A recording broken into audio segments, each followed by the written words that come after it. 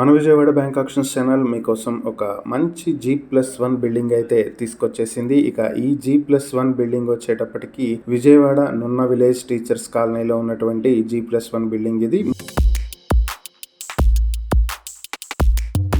300 square yards లో construct చేసి ఉంది. వెస్ట్ ఫేసింగ్ లో కన్స్ట్రక్ట్ చేసి ఉంది. ఇది టీచర్స్ కాలనీ సెకండ్ లైన్ గ్రామ సచివాలయానికి దగ్గరలో ఉంటుంది. నున్న మెయిన్ రోడ్ నుంచి 500 మీటర్ల డిస్టెన్స్ లో అయితే ఉంటుంది.